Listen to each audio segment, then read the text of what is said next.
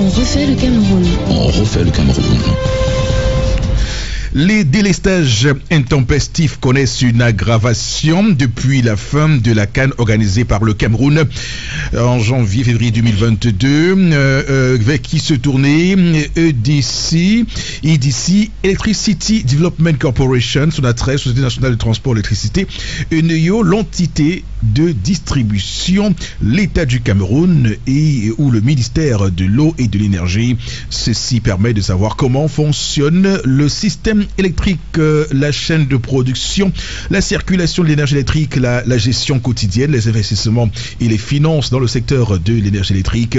La loi numéro 2011/022 du 14 décembre 2011 consacrant la libéralisation du secteur de l'énergie électrique au Cameroun ne donne pas plus de clarté pour comprendre toutes ces coupures d'électricité pendant des heures et des jours. Quelles sont les délimitations de compétences entre ENEO et Sonatrach? D'abord, on parle de saturation du réseau de transport. Pour la zone dans laquelle nous sommes, il faut dire que Sonatrach dispose de 4 postes d'interconnexion.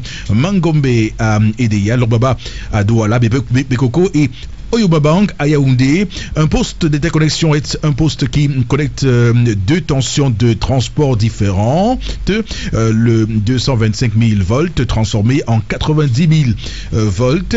Après ces 4 postes d'interconnexion, Sonatrach compte 26 à 28 postes HTD, HTA, HTMT ou postes sources qui transforment le 90 000 volts en le 15 000 volts. C'est là qu'interviennent les tensions de distribution qui sont réparties dans les différentes zones de la ville de Douala, où on transforme le 15 000 volts en le 380 volts ou 220 volts pour alimenter les maisons en triphasé et monophasé. Puis on se souvient aussi qu'avec la construction des centrales thermiques de Yassa et Kribi, on nous avait dit que les délestages étaient terminés, sauf que c'était un mensonge de plus. Selon la loi, ENEO a une autorisation de production de 1115 MW maximum. Au-delà, ce sont les producteurs indépendants qui doivent prendre le relais, mais qui va investir sans garantir l'arrêt de rentabilité. Au Cameroun, le potentiel hydroélectrique est de 25 000 MW. Cependant, avec les centrales hydroélectriques de Sanloulou et d'Eya, de Menvele, de Mekin, on n'atteint même pas 1000 MW.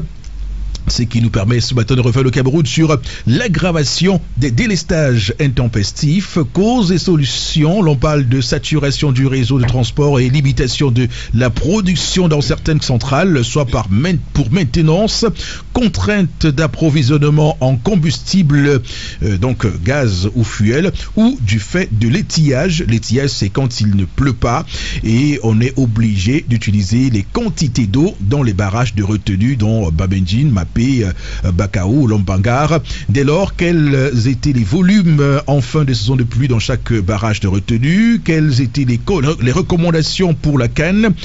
A-t-on laissé passer beaucoup d'eau pendant la CAN, visiblement pour assurer la bonne tenue de la compétition? Quel débit minimum a-t-il été lâché pendant la CAN? La régularisation a commencé quand? À la fin de la CAN, quel était le volume restant dans chaque barrage de retenue?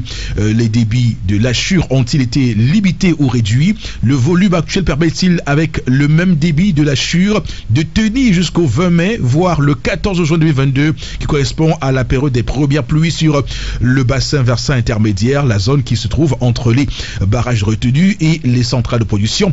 À la loi sur la libéralisation du secteur de l'électricité n'a-t-elle pas été prématurée? Par exemple, sur la fréquence métrique, on dit, c'est-à-dire les valeurs de fréquence et de tension chez les consommateurs sont garanties par qui? ENEO ou Sonatrach? Beaucoup se plaignent des baisses de tension. Personne, évidemment, ne prend la responsabilité. Et surtout, cette dette de l'État à ENEO étant de 164 milliards de francs CFA au 31 mai 2022, et sachant que les factures impayées de l'État sont évaluées à au moins 1 milliard de francs CFA par semaine. On en est à combien aujourd'hui en février 2022? Toutes ces questions, nous allons tenter évidemment d'y apporter des réponses. Avec nous ce matin, Dieudonné Yebga, il est le président de l'association citoyenne des consommateurs d'énergie, d'eau, de gaz, de télécommunications. Bonjour à vous, président Dieudonné Yebga. Yebga. Bonjour et bonjour à tous les auditeurs de Equinox TV. Voilà, Radio Equinox, nous sommes très heureux de vous avoir ce matin de Bambouk. En tout cas, vous êtes, on va le dire, je ne trahis pas un secret, hein, vous êtes un ancien du secteur, voilà, je ne trahis pas un secret. Et nous avons au téléphone ce matin Eugène Chemin, il est journaliste, coordonnateur du site spécialisé sur l'actualité liée aux énergies, energiemedia.com. Bonjour Eugène. Bonjour bonjour aux auditeurs de Radio Equinox. Avec nous également ce matin, Robengan, notre consultant sur Radio Equinox. Bonjour Robengan. Bonjour Monsieur Fopo-Sinego, bonjour à nos auditeurs, à nos invités.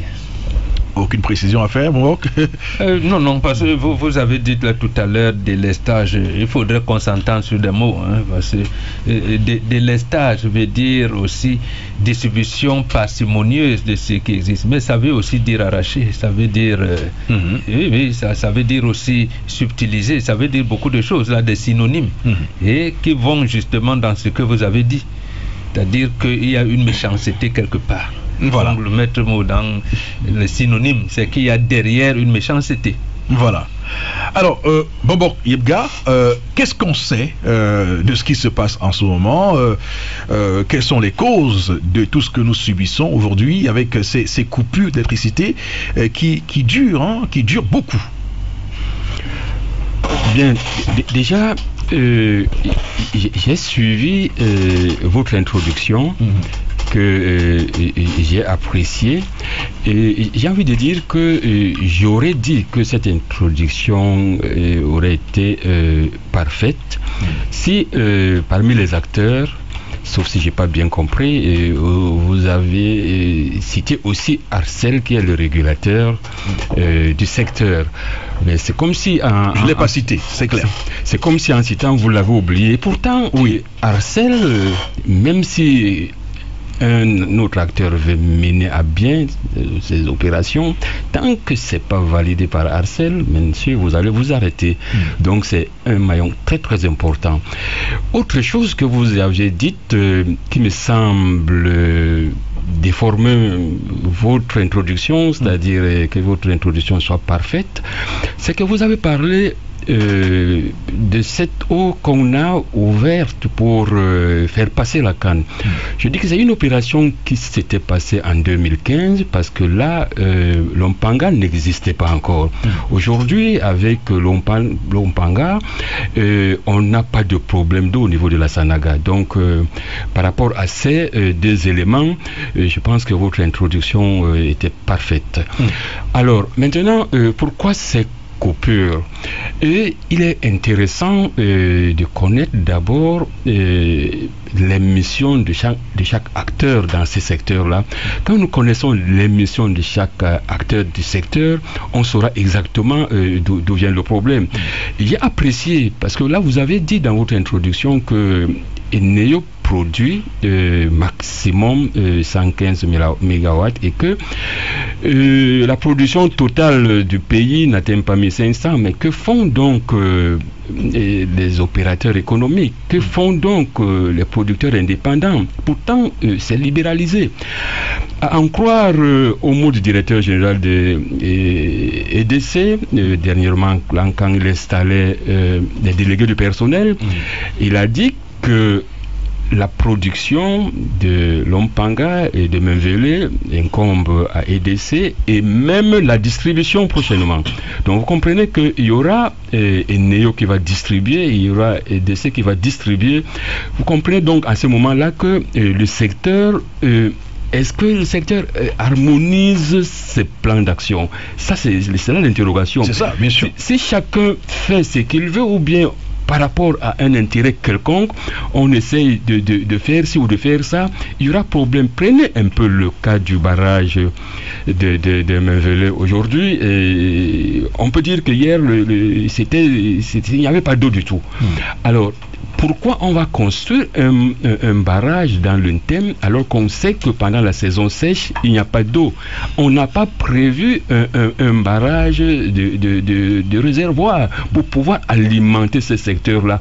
Alors, qui a analysé cette affaire? Moi, je dis, est-ce qu'on voulait faire plaisir à quelqu'un pour démontrer que, bon, au sud aussi, il y a un barrage. Et vous comprenez donc que la politique énergétique dans ce pays est à l'origine des souffrances que nous avons aujourd'hui. Il faut quand même rappeler que, selon les sources bien introduites, il faut dire que hier, le barrage de Memvele a produit 0 mégawatts. C'est bien cela. Zéro. Donc rien, ils n'ont rien lâché dans le circuit national, ils n'ont rien lâché comme mégawatts. Vous imaginez pourtant des grands investissements, 450 milliards de francs CFA pour construire un tel barrage qui devait normalement, on le sait, avoir une capacité de 216 mégawatts, avec évidemment les 4 groupes qui devaient évidemment être en activité. Mais là, on sait que actuellement, pour ce qui fonctionne, on est entre 80 et 85, 90 mégawatts, mais sauf que même ces 85, 90, Memvele n'atteint pas, on est à 35, autour de 35 mégawatts qu'il injecte dans le circuit, et même les 35, hier, il y a eu 0. Donc vous comprenez que nous sommes en situation très compliquée. Sur la question de la production, parce que c'est important, et merci d'interpeller les opérateurs économiques, mais il faut quand même dire que pour investir dans ce secteur-là, c'est pas très évident sur la rentabilité, parce que construire un barrage, il faut peut-être avoir une concession. Est-ce qu'au bout de 20, 25 ans, on est en mesure de rentrer dans ces coûts? Ce que l'on sait également de la production au Cameroun, c'est que vous avez au Cameroun 4 producteurs. Vous avez Eneo qui a la centrale de Sonlulu, DDA, et ces centrales terminées de Lobaba, de Limbe, de Bamenda et de Bafoussam. Vous avez EDC qui a le barrage de Memvele, vous avez DPDC, Dibamba, qui produit 86 mégawatts, et puis KPDC, Kribi, qui produit 216 mégawatts. Donc voilà les producteurs, voilà c'est qu'est la production. Vous avez le transport qui est géré par Sodatrel, et ensuite Eneo qui distribue. Aujourd'hui, où est la responsabilité? Qui est aujourd'hui on va dire en défaillance, si vous voulez? Alors, ce développement peut aller de deux façons. Oui. Alors, aujourd'hui, on constate que juste après la CAN, on a des soucis. Et pourtant, la CAN s'est passée sans souci. Pourquoi? Parce qu'en réalité, nous félicitons les industriels qui ont perdu minimum 30% de leur production, parce qu'ils se sont délestés pour laisser que la bonne fête se passe. Et juste après, il faut qu'ils reviennent à l'activité normale. Et voilà donc pourquoi nous vivons cette situation. Au-delà de ça, nous savons que, vous avez dit que Sonatrel a 4 postes. Et ces postes ont des transformateurs défaillants, et Sonatrel a commandé depuis l'année dernière 10 transformateurs. Ces transformateurs ont été livrés quelques jours avant la CAN, et le montage d'un transformateur prend pratiquement une semaine, et son installation 36 heures, dont une coupure de 36 heures. Vous comprenez donc qu'on ne pouvait pas faire ce travail avant la CAN. Oui. Il est donc question maintenant que Sonatrel nous dise quand est-ce que ce travail sera fait. Dès que ce travail est fait, nous comprendrons naturellement qu'il y aura un peu d'humour. Et ça, il ne faut pas aussi se douter. Ces équipements, que ce soit au niveau du transport, au niveau de la production ou au niveau de la distribution, il y a des maintenances à faire. Ça aussi, ça doit être fait pendant que nous consommons. Donc ça doit être planifié. Et vous comprenez très bien que quand on préparait la CAN, on a mis tous les efforts pour qu'il n'y ait pas de manquement. Et juste après, maintenant, il faut essayer de réguler ce qu'on avait laissé pour donner une priorité à la CAN, et tout ça mélangé, vous comprenez, et à quel niveau nous nous situons. Maintenant, le véritable problème, Parce que quand vous dites que investir et récupérer l'argent d'investissement, ça demande beaucoup de temps. Mais vous savez, l'argent qu'on a mis à Menvele pour construire ce barrage-là, et nous pensons que c'était du gâchis. Et je vous ai dit tout à l'heure que l'Ompanga a de l'eau, donc on n'a pas de problème d'eau. Je vais juste vous prendre un petit exemple. Quand l'eau rentre pendant la saison que sèche, l'eau rentre dans le barrage de Déa, fait tourner les turbines. Cette même eau, quand elle ressort, elle va continuer dans le barrage de Son Lolo pour tourner les turbines de Son Lolo. Si on avait mis des barrages en cascade sur la Sanaga, je pense qu'il ne serait pas important d'investir à Menvele. Il fallait plutôt investir avec plusieurs. C'est ce que la Chigal va résoudre. La Chigal sera un troisième barrage sur Sanaga. Mais pourquoi on a gâché de l'argent à Menvele? J'ai dit donc on devait mettre des barrages. Combien? 5 barrages? 6 barrages sur Sanaga? La cantine importe peu, mais si cette eau-là qui vient de Nachtigal par exemple, qu'on est dans des barrages de retenue, j'ai envie de dire, passer par barrage, vous croyez qu'on ne perdrait rien? On allait plutôt investir sur le transport. On gagnerait beaucoup plus qu'au lieu d'aller construire un barrage à Menvele qui ne produit pas. Hier c'était 0 sur 0. Vous comprenez que ça ne vaut pas la peine. Donc la réalité aujourd'hui, c'est la politique énergétique au Cameroun. Qui pense à cette politique énergétique? Est-ce qu'on pense plutôt à mettre des projets éphémères qui font dépenser de l'argent pour certaines personnes, ou bien à mettre des projets fiables à long terme pour le bien des Camerounais? C'est là l'interrogation. D'accord. Eugène Chemin, vous, quelle est votre analyse de ce qui se passe? Les Camerounais subissent des coupures d'électricité, on va le dire, monstres. Les raisons, pourquoi c'est ainsi?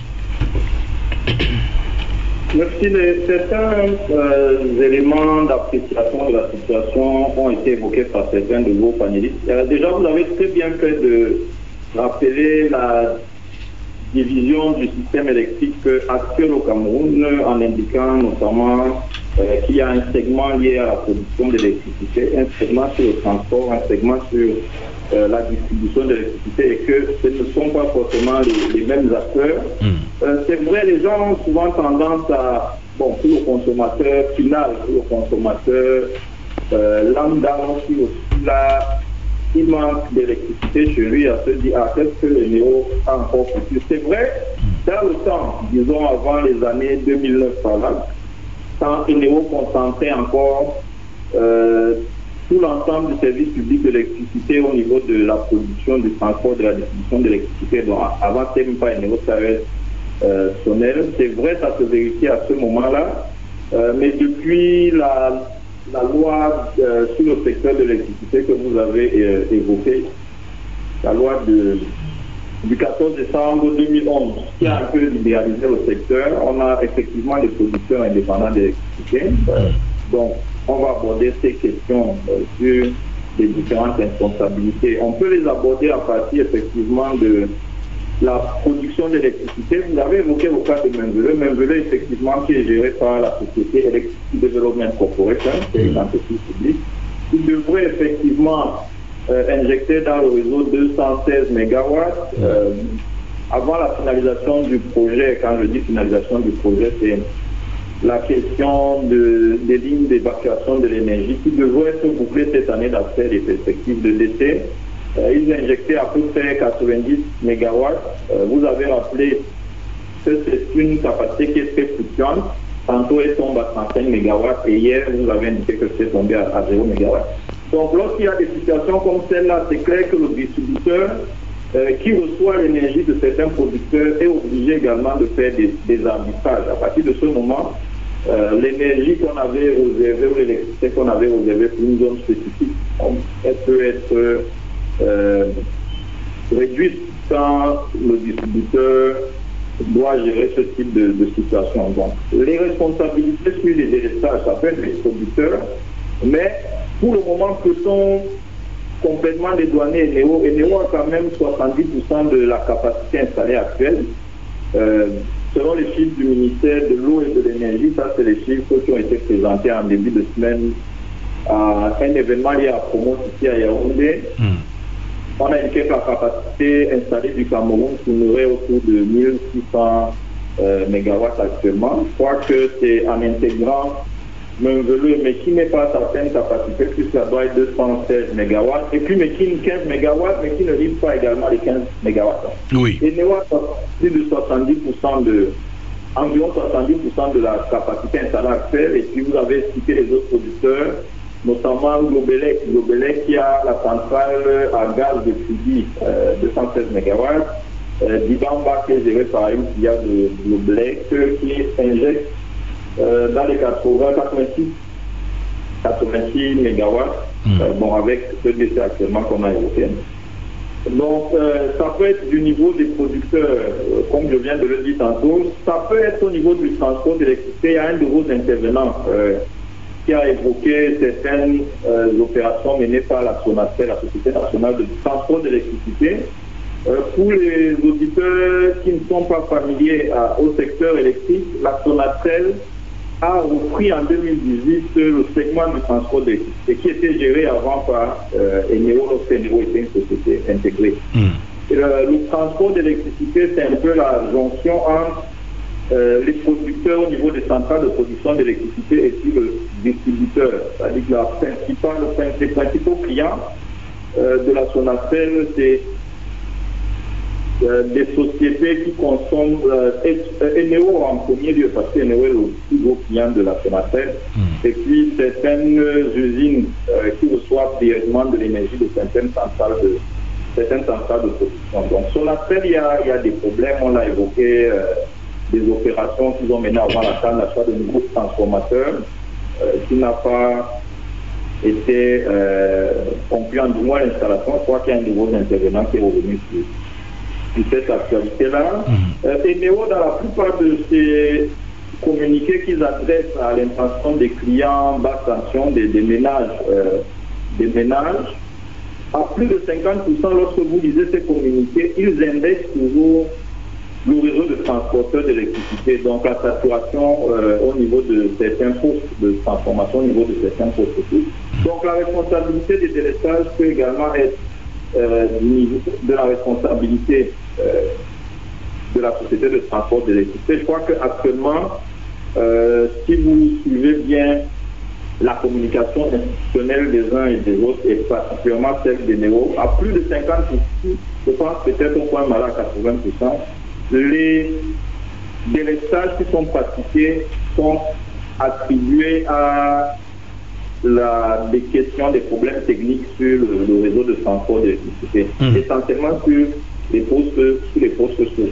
Eneo, maintenant, le distributeur de l'électricité, est-ce qu'on peut dire que lui n'a aucune responsabilité?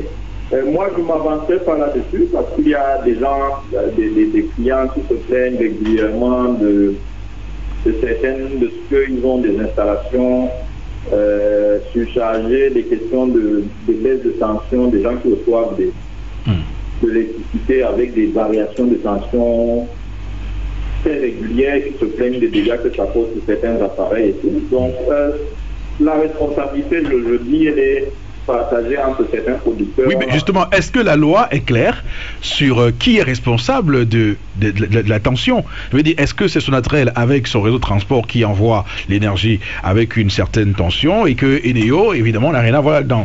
On ne sait pas, est-ce que c'est Eneo qui est responsable de cela, Eugène?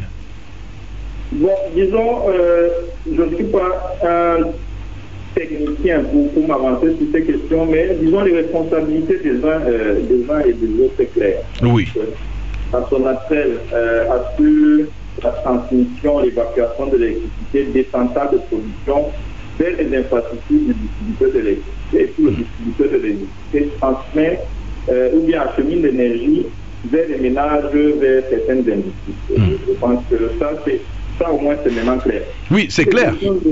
Oui, mais c'est puisque j'ai tout à l'heure évoqué en introduction le schéma. Donc, on va du barrage, la centrale, et il y a, pour ce qui est du réseau interconnecté sud, il y a les quatre postes que j'ai évoqués, d'interconnexion que j'évoquais ici, donc le grand poste de Mangombe à Edea, qui est vraiment le grand poste, et vous avez à côté Urbaban, et puis vous avez le Reba et Bekoko qui envoie le côté là-bas. Donc vous avez les 4 postes qui sont sous la houlette de Sonatrel. Est-ce que ces postes-là sont défaillants ou pas? Est-ce que ces postes-là sont malades et que dès que ça arrive là-bas, ce n'est pas forcément, on va dire, en bonne position? Et ensuite, de ces 4 postes, il y a 26 autres postes ou 28 autres postes pour ce qui est du Douala, des postes sources, comme on m'a dit que c'est des postes sources. Hein. Je ne suis pas technicien, on m'a dit quand même qu'il y a des postes sources qui, évidemment, dispatchent aussi à d'autres postes. Et donc, ce sont ces postes-là qui permettent à ce que, finalement, nous ayons, on va dire, le courant chez nous à la maison, hein, puisque au final, c'est chez nous à la maison que nous devons recevoir le courant. Et alors, est-ce que sur cette, comme dit d'ailleurs tous les communiqués, d'ailleurs, est-ce que c'est sur ce trafic-là qu'il y a problème et qu'il y a coupure en ce moment, puisqu'on nous dit que l'Ompanga est un bon investissement et qu'il y a l'eau sur la Sanaga et que la Sanaga n'a pas de problème d'eau. Donc, on nous signale qu'il n'y a pas de problème de production, que c'est un problème de transport. D'accord. Comment dire, il faut savoir, tout de même, ce sont des éléments de contexte. Lorsqu'on crée la Société nationale de l'électricité, pour signifier l'importance du transport de l'électricité, oui. L'État s'est endetté auprès de la Banque mondiale, a pu obtenir un crédit de un peu plus de 202 milliards de francs CFA dans le cadre du projet de remise à niveau des réseaux de transport de l'électricité au fond du secteur de l'électricité. C'est un projet qui est géré par la Sonatrel. Donc quand vous voyez ces ordres de grandeur, 200 milliards de francs CFA, je vous dirais par exemple, par comparaison, que le distributeur de l'électricité actuellement, sur la durée de sa concession, qui va jusqu'en 2031, va chercher à mobiliser auprès de certains bailleurs de fonds internationaux environ 200 milliards de francs CFA. Donc, vous voyez là ce que peut représenter ou bien l'intérêt pour l'État de pouvoir allouer des ressources conséquentes au niveau du transporteur de l'électricité. Oui, donc il faut remplacer tout ça, il faut tous les remplacer ces postes-là. Voilà, il y a des postes qu'il faut remplacer, il y a de nombreuses lignes. Mais quand vous suivez quand même l'actualité de la Sonatrel, il y a de nombreux projets de lignes qui vont de telle région à telle région, en passant, parce qu'on parle des délestages. Et je ne suis pas sûr que celui qui est à l'est ou bien à Garoua ou bien à Gaoundéré vit les délestages de la même façon que l'usager qui est à Douala ou bien qui est à Yaoundé, parce que dans ces zones que je viens d'évoquer, disons c'est un peu pire, pour dire les choses terre à terre. Oui. Pour l'importance donc de moderniser les réseaux de transport de l'électricité, il y a un projet par exemple actuellement qui vise à prendre une partie de l'énergie électrique, l'énergie hydroélectrique qui est utilisée dans le réseau interconnecté qui dessert environ 6 régions, dont les zones méridionales du Cameroun, pour envoyer cette énergie, une partie de cette énergie dans la région de l'Est.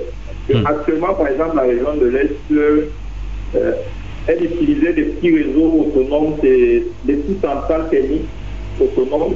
La première énergie hydroélectrique qu'ils vont utiliser, ça va être l'objet de centrale hydroélectrique de Lompanga, qui doit pouvoir injecter 100 MW sur la GB3 et certaines villes environnantes. Et il y a un gros projet qui est géré au niveau de la Sonatrel pour acheminer une partie pour mettre des lignes de transport d'énergie qui permettront d'alimenter le Grand Nord. Voilà. Oui, il faut rappeler que le Grand Nord, c'est plus la faible hydraulicité du barrage de l'Obaba qui est annoncée là-bas. Pour le coup, c'est un problème de production au Grand Nord. Madame, monsieur, on va marquer une courte pause. On va continuer évidemment à éplucher cette thématique juste après cette courte pause. À tout de suite. Merci Marcelin Garçon pour cette revue de presse. Nous sommes, madame, monsieur, le jeudi 24 septembre 2022. Bon, Bengan, tout à l'heure j'évoquais, vous l'avez bien vu, hein, ces incidents et ces différentes sources d'interruption d'énergie électrique évoquées. Est-ce que vous trouvez cela crédible? Oui, tout à fait. Non, c'est des statistiques, c'est crédible par rapport au potentiel qui existe et aux moyens de transport que nous avons. Je pense, ils n'ont pas ajouté, en fait, ils ont ajouté ça de manière sibylline. On dirait qu'il y a la vétusté de beaucoup de poteaux. D'ailleurs, je pense qu'ils sont en train de changer, de revenir au béton pour l'essentiel. Non, là, c'est crédible. Mais ce qu'ils ne disent pas, et même les deux intervenants, ils l'ont dit de manière, j'allais dire, à leur manière, de manière technique, ils ont dit de manière technique. Mais oui, là, lorsqu'on analyse les conséquences de ce que nous n'avons pas l'électricité à la maison, on les trouve où? On les trouve dans les choix politiques et stratégiques. Le gouvernement a décidé de ne pas donner de l'électricité aux Camerounais. Lorsqu'on crée la SONEL en 1974, l'article 1er qui dit il est créé au Cameroun, société nationale dénommée, qui a pour but produire, distribuer l'énergie électrique dans tous les ménages du Cameroun. Lorsqu'on vient à la privatisation en 2001, on efface tout ça. Ça semble anodin, mais c'est une volonté. Pourquoi je le dis? Parce qu'il y a eu les barrages, les deux intervenants l'ont dit d'ailleurs tout à l'heure. Monsieur Niat, qui est aujourd'hui la deuxième personnalité de l'État, l'ami personnel du chef de l'État, il s'était concerté à deux d'abord, et ensuite le président de la République lui donne l'opportunité de faire le OK pour qu'il fasse cette étude. Il a fait une étude en 90 lorsque Alukam se plaignait. Et Niat a demandé ce que son ami ne lui a pas donné l'occasion de faire, d'augmenter de 1 franc le prix au kilowatt qu'on allait payer par notre consommation. Le président a refusé. Et Niat disait dans ce rapport que la Sanaga est le fleuve le plus important du pays et c'est naturellement sur son cours que se situent les possibilités hydrauliques les plus importantes et les plus nombreuses.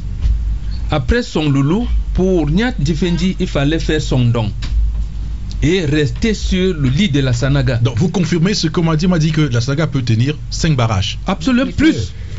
Y compris barrage hydroélectrique, barrage de retenue. J'ai dit, Niat a fait cette étude avec ses amis de EDF. En quelle année? 1990. Donc c'était hier là. C'était hier, ce n'est pas 1900 longtemps, c'était hier. Et justement, parce que c'est un secteur névralgique que les Français ne veulent pas laisser, je répète, c'est un secteur névralgique, économique, stratégique que les Français ne veulent pas laisser. Le président de la République a dit à Niat, laisse ça, viens faire la politique. Oublie que tu as fait. La preuve, à un moment donné, même Péchiné s'est énervé, il est parti. Beaucoup d'autres sont venus à l'UQAM, ils n'arrivent pas. Donc même leur Natigal, dont vous faisiez allusion là tout à l'heure, si on accordait même à l'UQAM pour, comme disait Pomboyebga, les potentiels, et ils pouvaient donc investir et avoir leur Natigal et tout ça. Donc je veux dire que l'État allait procéder en répartition de telle manière que vous êtes une grande industrie, parce que vous êtes branché à la haute tension, parce que ça aussi, voilà un autre. Donc on n'a pas orienté l'économie pour que les gens soient branchés à la haute tension, et beaucoup d'autres encore comme à l'UQAM qui sont des plus grandes industries qui pouvaient avoir leurs turbines à elle. Juste un chiffre, 340 mégawatts, c'est la demande des investisseurs qui veulent s'installer au Cameroun. Oui, et ils n'en ont pas, et on a refusé. On a refusé parce que le Cameroun allait être un hub. Donc après la RDC, c'est le Cameroun. Quand les Américains arrivent, en réalité, ils avaient pour ambition de procéder par un hub. Donc le Cameroun qui allait les rattacher au Nigeria parce qu'ils devaient faire beaucoup d'investissements qui allaient les amener au Cap, en Afrique du Sud, ainsi de suite. Le Cameroun a refusé. Et justement pour des raisons géopolitiques que la France seule maîtrise. D'accord. Parce qu'il faut poser les problèmes là même avec ce qu'il y a au Mali. Il faut que les Camerounais le sachent. Donc on a amené le président Paul Biya à ne pas donner l'énergie électrique aux ménages. C'est pour ça donc qu'il y a cet imbroglio entre Eneo qui payait même jusqu'à une date récente, parce que notre invité de Yaoundé l'a dit, Sonatel. Eugène Chema, oui, pourquoi Eneo payait les employés de Sonatel jusqu'à récemment. Oui. c'est une incongruité. Maintenant, lorsqu'on veut mettre Sonatel, on met un administrateur civil qui a des collaborateurs. Sorti de l'ENAM. Oui, qui a des collaborateurs qui maîtrisent l'ouvrage. Et sauf que, comme notre pays est comme il est, il ne se concerte pas avec ses collaborateurs. Il a un directeur adjoint qui est spécialiste en la matière. Monsieur Victor Bemi Nyanga. Directeur de production qui est responsable de la matière, qui est spécialiste et qui veut travailler. Il ne consulte pas.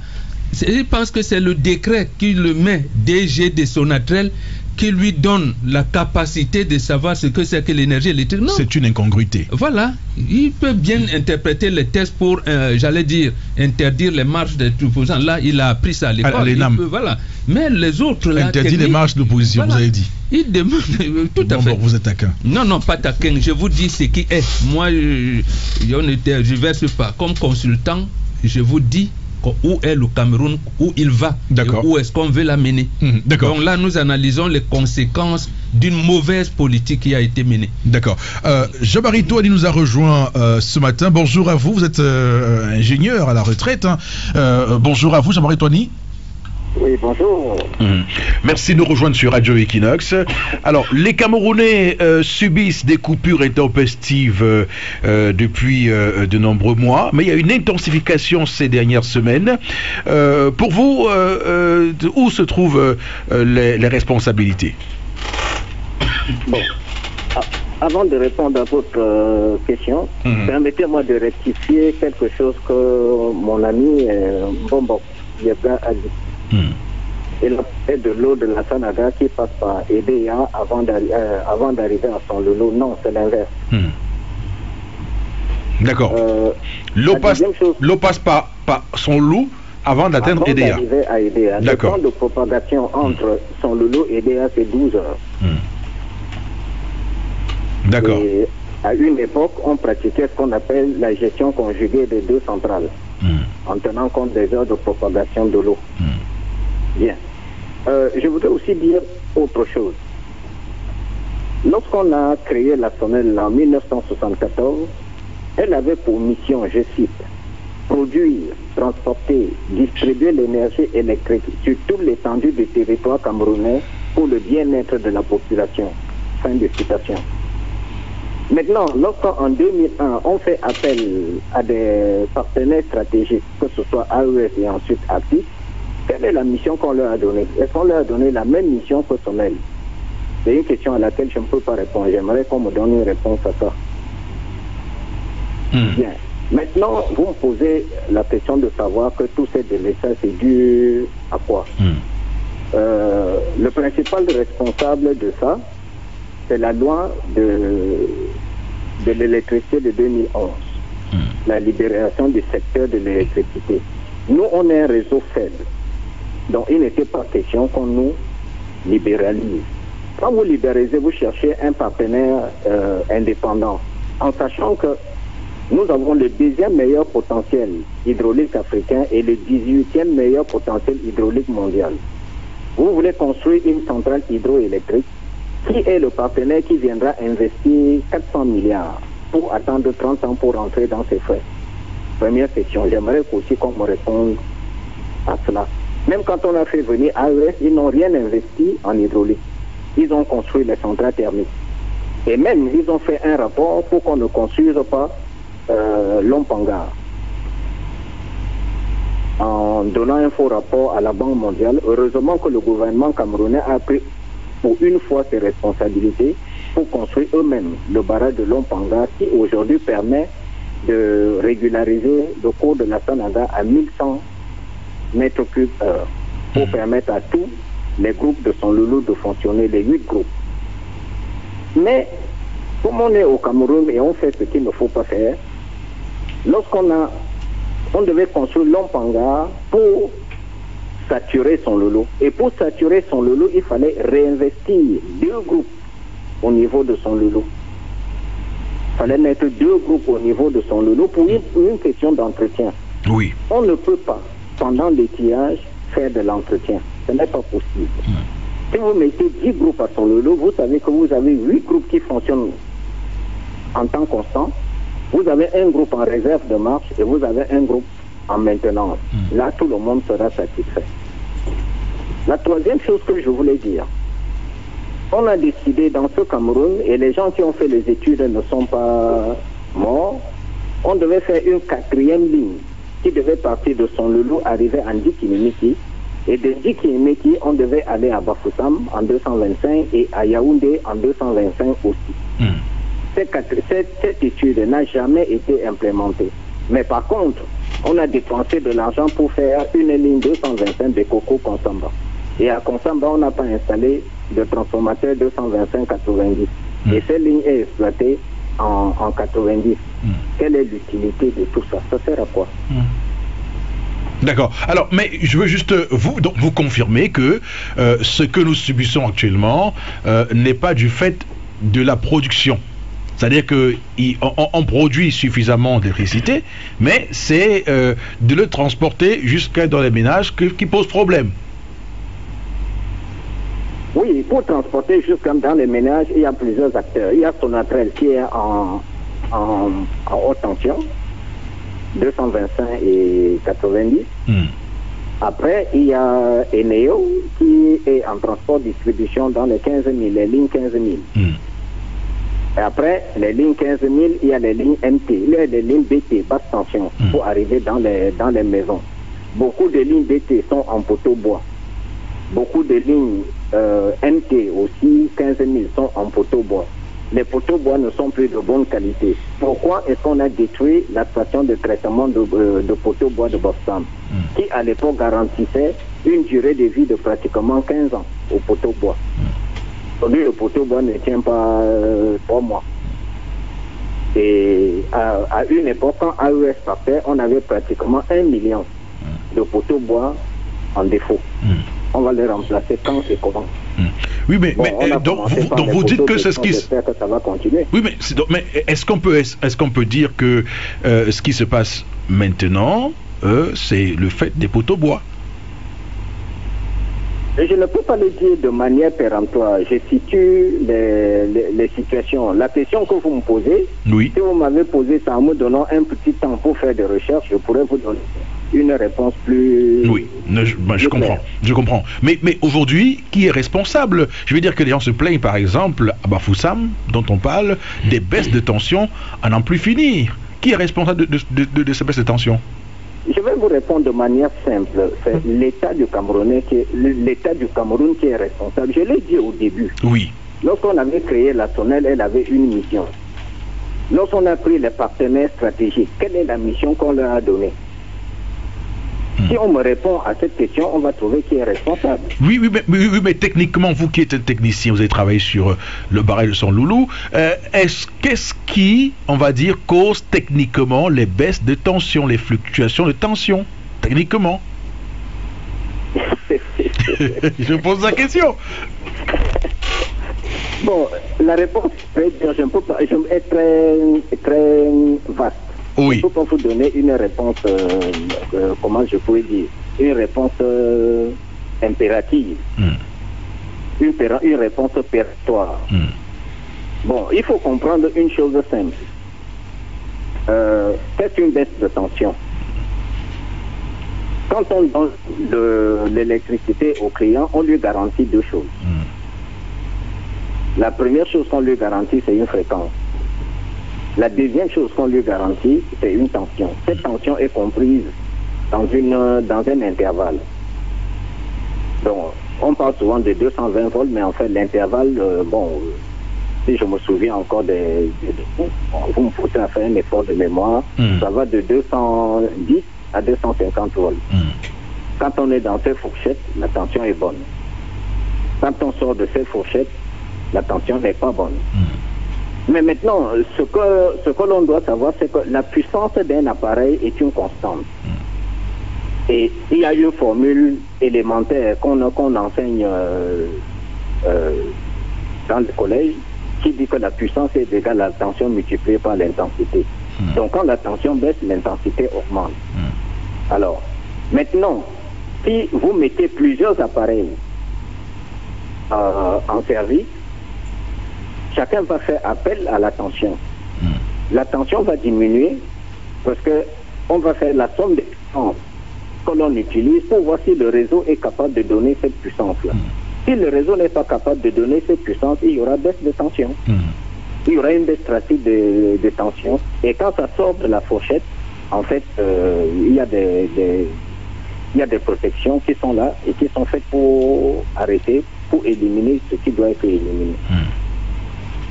D'accord. Alors, oui, je vais demander à Eugène Cheba de réagir avant que Bobriéka ne prenne la parole. On a quand même dit beaucoup de choses, il a pris des notes, je vais vous donner la parole, vous aurez la parole pour vous expliquer. Alors, Eugène Cheba, on a bien vu ce qu'il y a comme responsabilité, mais aujourd'hui, quelles peuvent être les solutions pour sortir de ces interruptions, interruptions intempestives de courant électrique au Cameroun? Merci de me retourner la parole. Avant de répondre à cette question, vous me permettez de revenir en 2 minutes sur certains points qui ont été évoqués par les précédents intervenants. L'ingénieur qui venait de prendre la parole tout à l'heure a dit: est-ce que les missions qui ont été assignées aux nouveaux opérateurs, je dis nouveaux opérateurs au pluriel, parce que entre l'actionnaire de l'époque qui gérait tous les segments et puis les opérateurs qui ont aujourd'hui dans la production, le transport et la distribution d'électricité, est-ce qu'ils ont les mêmes missions? Il a posé la question. J'ai souligné cela, je me suis dit, bon, on peut apporter quelques petits éléments de réponse à la question. Ça veut dire que est-ce qu'ils ont la même préoccupation d'assurer le service public de l'électricité, le service public Eugène, une seconde. Est-ce que vous avez le haut-parleur sur votre téléphone, je vous en prie? Ah oui, j'avais mis le haut-parleur. Non, supprimez-le, je vous en prie. D'accord. C'est bon, vous me recevez mieux? Oui, c'est mieux maintenant, allez-y. D'accord, je disais tantôt que l'ingénieur qui venait de prendre la parole demandait est-ce que les sociétés, les opérateurs actuels, opérateurs dans le transport, la production, la distribution de l'électricité ont les mêmes missions que la SONEL de l'époque. Est-ce qu'ils peuvent garantir le même service public universel comme la mission qui était assignée à la SONEL à l'époque? Je peux rapidement dire en un mot quand même qu'il y a un cahier de charge, si c'est pour le cas de Eneo en particulier qui assure la distribution. Il y a un cahier de charge qui est suivi normalement par le ministère de l'eau et de l'énergie. Ça veut dire que lorsque Eneo signait l'avenant numéro 3 au contrat de concession qui lui donnait les droits dans la distribution, une partie de la production jusqu'en 2031, il y a des objectifs, des indicateurs qui lui ont été assignés et qui doit pouvoir remplir. Je crois qu'il faut porter le taux d'accès à l'électricité peut-être de 60 à 80% sur l'étendue de la période. Il y a un nombre de nouvelles connexions qui doivent pouvoir réaliser et tout. En fait, il y a ces missions. Moi, je voudrais dire qu'il y a maintenant le suivi qui doit être fait par derrière, l'évaluation qui doit être faite par les structures publiques appropriées qui doit se faire pour être sûr que les missions des uns et des autres sont remplies. Est-ce qu'il y a une vision de l'État quand même sur le secteur de l'électricité? Parce qu'on a dit qu'avec la loi de 2011 qui a libéralisé le secteur de l'électricité, on a l'impression qu'on va n'importe où. Moi, je me dis que, du moins ma lecture avec le suivi que je fais de l'actualité du secteur énergétique aujourd'hui, c'est qu'il y avait une bonne intention derrière. Pour faire des projets hydroélectriques, on parlait du potentiel de la Sanaga qui est sous-exploité et qui peut permettre de réaliser de nombreux autres barrages actuellement. Ça nécessite de mobiliser beaucoup d'argent que l'État n'a pas très souvent. Et là, à travers la loi, on s'est dit, ok, on peut mettre en place un certain nombre de conditions qui permettent à des privés de venir développer des projets hydroélectriques, soit sur la Sanaga ou bien sur les autres cours d'eau du Cameroun. Est-ce que ça a porté des fruits entre le moment où on a pris la loi et aujourd'hui? Là, ça permet déjà d'aborder un peu les perspectives. Vous ne l'avez pas souligné, il y a le projet de Nachtigal qui est en train d'être développé par EDF.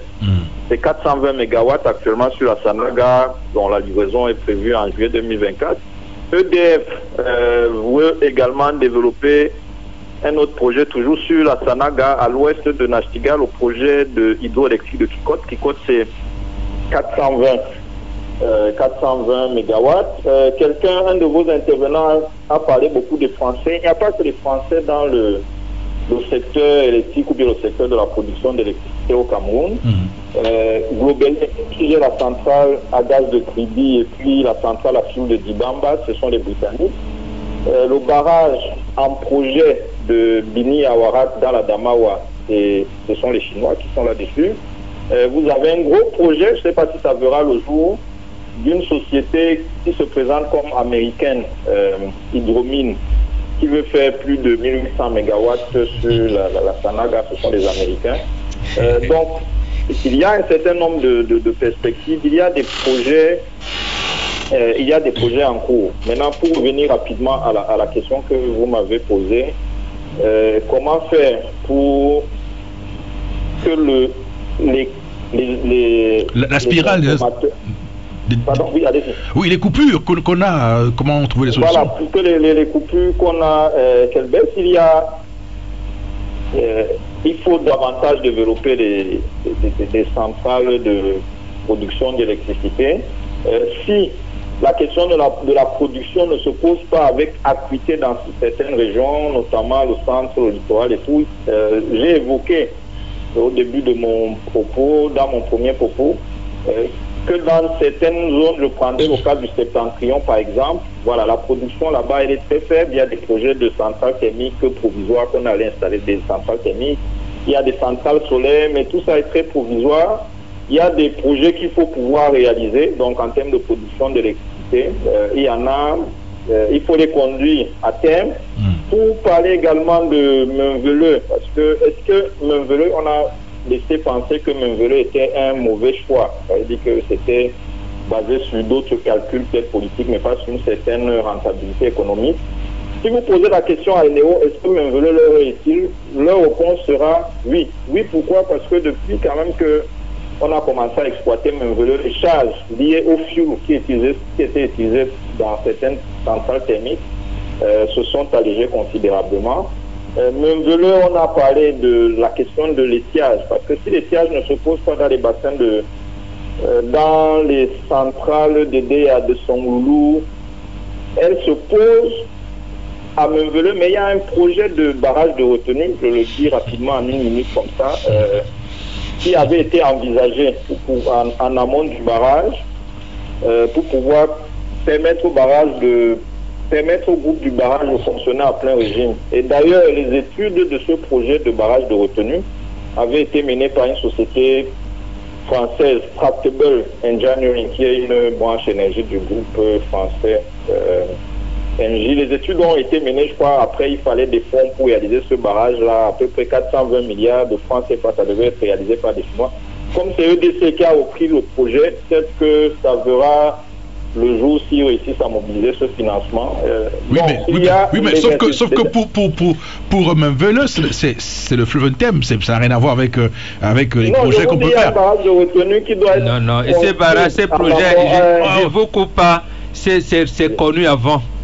Niat a fait cette étude en 1990 avec ses partenaires EDF et Hydro-Québec. Donc c'était connu que pour faire un barrage là-bas à Menveleu, il fallait un barrage de retenue. Donc c'est au moins depuis 1990 qu'on le fait. Ces bifurcations géopolitiques qu'on amène là maintenant justement nous amène dans le gouffre. D'accord. D'accord. Je vous comprends. Disons peut-être que ça aspire beaucoup plus d'argent aujourd'hui que ce qu'on aurait dépensé si on avait exécuté les choses proprement. Effectivement, il y a ce projet de barrage de retenue qui est connu. Il y a des études qui ont été réalisées, c'est ce que je disais. Donc, il faut faire des investissements qu'il faut dans la production, faire les investissements qu'il faut et les mener à terme au niveau du réseau de transport d'électricité. Et puis à Eneo, parce que moi, je m'avance à dire que les variations de tension, ça c'est une question que vous avez beaucoup posée, je m'avance à répondre là-dessus, que les baisses de tension, les problèmes que les ménages ont au niveau les surtensions, les hausses de tension, les baisses de tension. Les hausses de tension, les baisses de tension. Oui. Je m'avance à dire que ça c'est la responsabilité d'Eneo et Eneo doit également moderniser le réseau de distribution. Et je crois que ils ont annoncé de nombreux projets, des fonds qu'ils veulent prélever au niveau de l'État, pas prélever des fonds qu'ils veulent mobiliser pour réaliser certaines infrastructures, remplacer d'autres. On a parlé des poteaux bois, qu'il faut changer. Il y a un programme d'ailleurs à Eneo à ce niveau. Dernier point rapidement, et puis je vous laisse la parole. Enfin, Eneo dit généralement qu'ils n'arrivent pas à mener certains investissements parce qu'ils n'ont pas d'argent. Ils n'ont pas d'argent, pourquoi? Parce que leurs clients ne payent pas, et puis ils disent qu'il y a principalement l'État, de nombreux arriérés de l'État. L'État, à travers certaines industries ici publiques, certaines administrations publiques qui ne payent pas correctement sa facture. Et ils indexent également les petits consommateurs en indiquant que la fraude au niveau de l'électricité, de la distribution de l'électricité, les consommateurs illégaux, ça leur fait perdre plus de 60 milliards de francs CFA par an.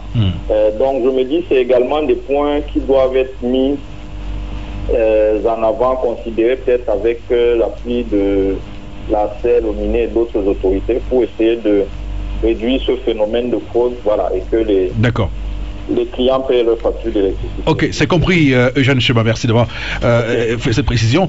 Dieudonné Yebga, tout à l'heure, on a évidemment évoqué des choses, vous avez pris des notes, vous avez forcément revu là-dessus, et après vous me direz quelles sont les solutions qui peuvent être envisagées. Bien, alors, je vais commencer par la baisse de tension. J'ai suivi le... Pardon, d'accord. J'ai suivi l'ingénieur Jean-Marie Toani expliquer techniquement l'origine de la baisse de tension, de la variation de tension. Alors moi je suis président d'une association de consommateurs, je ne suis pas un technicien, donc moi je vais parler en tant que consommateur.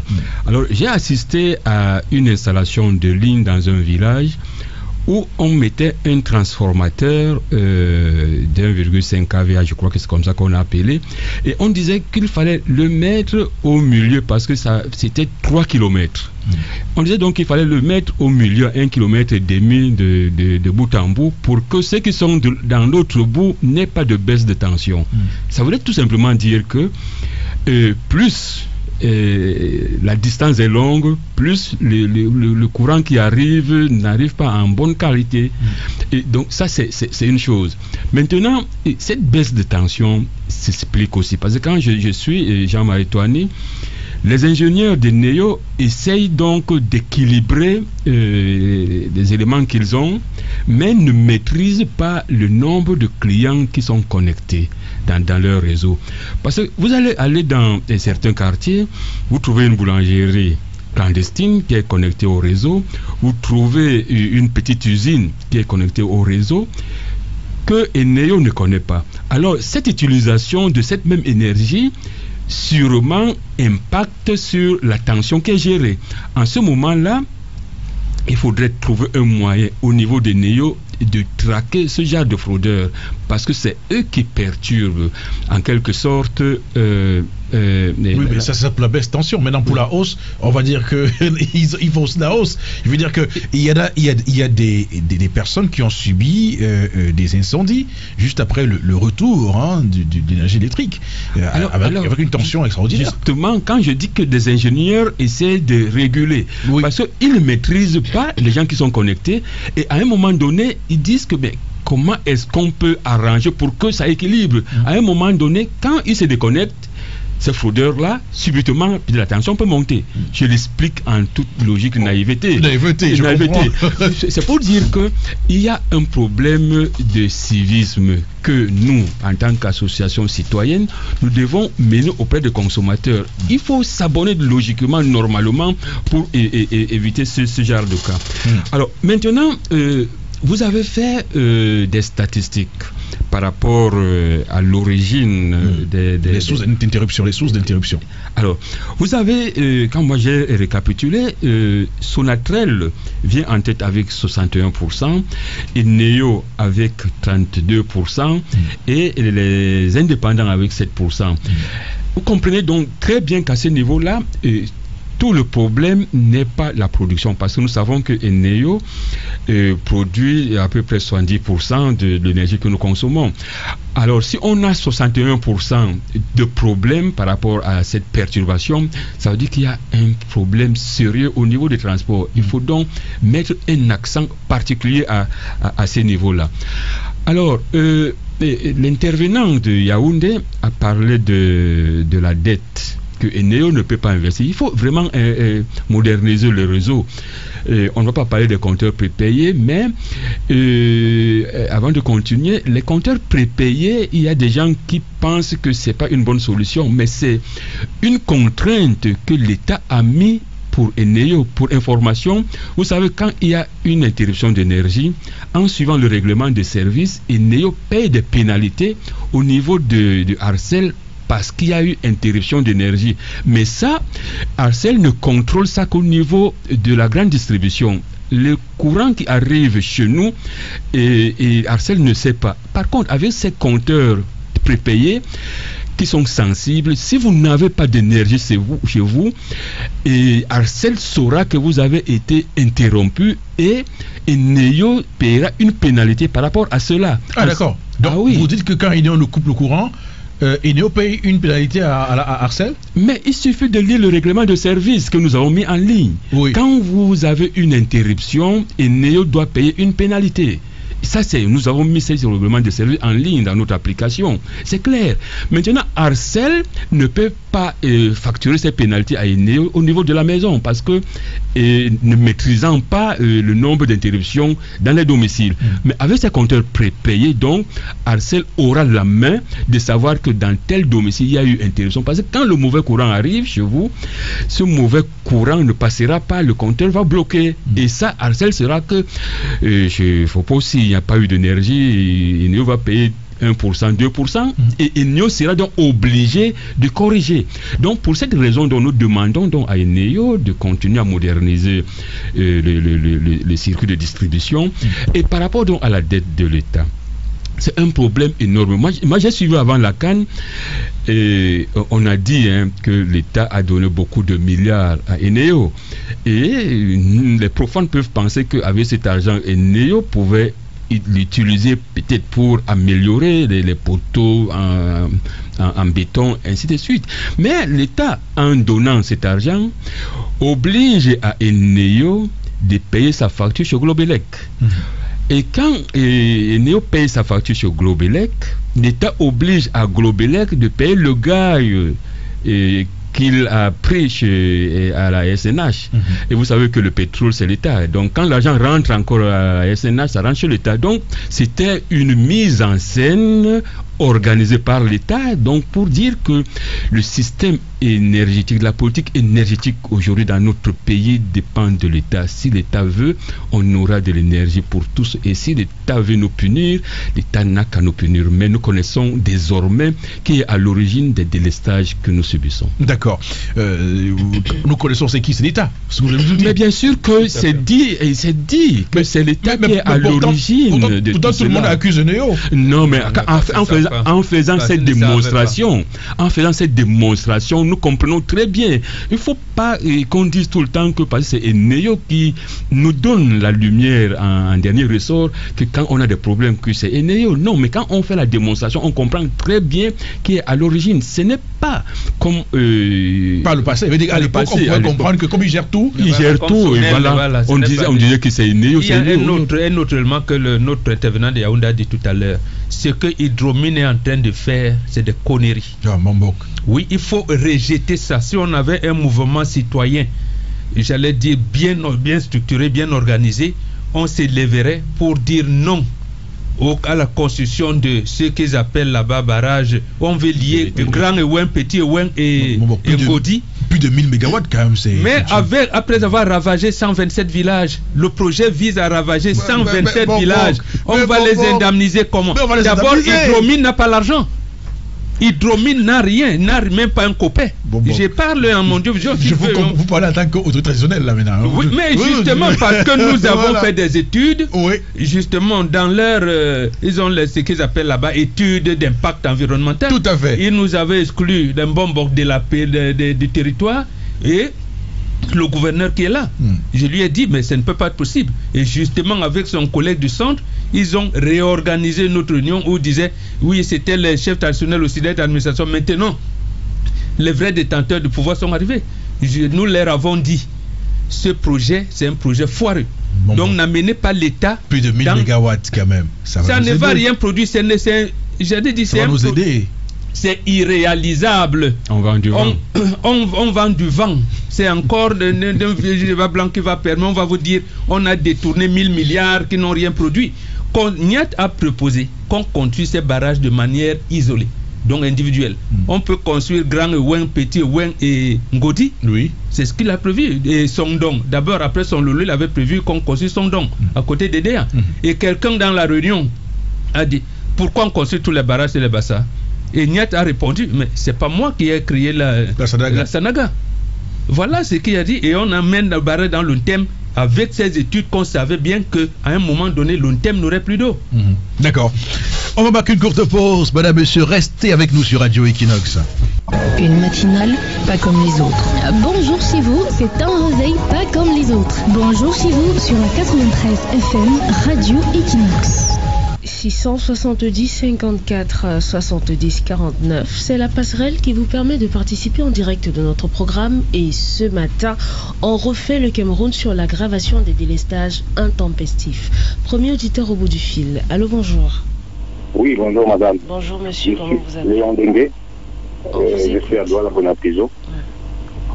Alors, j'ai suivi tout à l'heure le stade sur le problème des néo. Mais je crois qu'il y a une chose qu'on a oubliée, c'est la corruption. C'est-à-dire, quel que soit le point de stade qui a été évoqué tout à l'heure, 51%, 100 combien %, il y a la main de l'homme dedans. Et cette main de l'homme, c'est la corruption. Vous savez très bien que le problème de néo est d'abord technique et financier. Au moment où je parle, je vois un agent de néo qui vient d'entrer chez moi et qui est devant mon compteur. Alors, le problème est purement humain. Il faut qu'on atteigne un bon pratique aujourd'hui. Le choix d'investir, c'est une décision humaine. Le choix de réparer un transformateur, c'est une décision humaine. Le choix de financer, c'est une décision humaine. Ce sont des volontés humaines qui nous ont mis dans cette situation-là, tout simplement. Merci. Merci de nous avoir appelés. On repart au téléphone. 670 54 70 49. Ce matin, on refait le Cameroun sur l'aggravation des délestages intempestifs. Allô, bonjour. Bonjour madame. Bonjour monsieur, comment vous appelez? Ouais, je suis Noukale Michel PK12, voilà. Voilà, on vous écoute. Ouais, je disais que par rapport au problème de lumière ce matin, je vais d'abord saluer tous ceux qui sont au panel et les millions d'auditeurs qui prennent le temps pour nous écouter chaque matin. Je dirais que si nous n'avons pas de lumière, Bengan l'a dit tout à l'heure, c'est parce que les francs-maçons que nous avons qui nous commandent, qui sont de connivence avec les Blancs, les Français précisément, ne veulent pas que nous avançons parce qu'ils ont la main mise sur la lumière, comme le précédent auditeur qui vient de dire tout à l'heure, la corruption. Parce qu'ils s'enrichissent à coups de milliards. Ils calculent tant le pouvoir pour maintenir l'Afrique et surtout le Cameroun dans la pauvreté. Tant que nous ne nous débarrasserons pas d'eux, comme le futur président qui viendra, si les francs-maçons ou rosicruciens ne nous dérangeons pas, nous allons demeurer dans la même situation. Parce qu'ils sont là pour faire la politique de leurs parrains dans l'Occident et pour nous maintenir l'intérêt de l'Afrique comme le champ de la France ou de l'Occident. Bonne chance à l'émission. Bonne journée. Merci de nous avoir appelés. Bonbon Bengan. Non, moi, je ne dirais pas. Nous avons fait des mauvais choix politiques. Je l'ai dit au gouverneur ici, à Cannes, pour ce choix, ce qu'ils appellent ce barrage de Grand Ouen et Ngodi, qu'ils disent, et je lui ai remis à main propre cette étude faite par Diane Difendi, qui est aujourd'hui la deuxième personnalité de l'État. Donc, ne faisons plus de mauvais choix politiques et économiques. C'est tout. Dieudonné Yemga, vous voulez ajouter quelque chose? Non, mais je parlais plutôt par rapport au premier intervenant qui parlait de la corruption. Alors, c'est vrai. Parce que je suis une association de consommateurs, j'ai un contact à Eneo. Quand j'envoie une requête à Eneo, cette requête est traitée dans les 2 ou 3 jours qui suivent. Mais c'est pas le sommet qui dérange, c'est ceux qui sont en bas. Ceux qui sont en bas, pourquoi? Je me souviens encore à l'époque, c'est Jean-David Billet qui était directeur général adjoint. Quand ils ont décidé d'externaliser certains travaux, la relève, la distribution et autres, on leur a dit, pourquoi vous prenez le coffre-fort, vous mettez au marché, vous mettez la clé et le code et vous rentrez chez vous. Le bandit viendra ouvrir. Aujourd'hui, les sous-traitants qui ne sont pas des agents de NEO, c'est eux qui maîtrisent le réseau de NEO. C'est eux qui font les branchements parallèles. C'est là maintenant où la corruption arrive. Comment donc finir avec ça? Nous allons donc interpeller NEO en leur disant que ce que Jean-David Blé nous avait dit à l'époque, que c'est une décision politique de travailler avec les sous-traitants. Nous disons donc que cette décision politique entraîne donc les magouilles, la corruption et autres. Et nous disons donc à NEO aujourd'hui d'arrêter avec ces sous-traitants-là qui salissent le nom de cette entreprise et de penser autrement. Ok, on va prendre un dernier auditeur si possible, 670 54 70 49 avant de se séparer.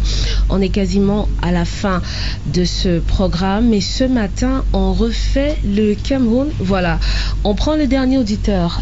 Allô, bonjour madame, bonjour à tous vos invités. Bonjour monsieur, comment on vous appelle? C'est monsieur Mouk. On vous écoute. Je vous ai dit ceci. Pourquoi ne peut-on pas pour résoudre ces problèmes?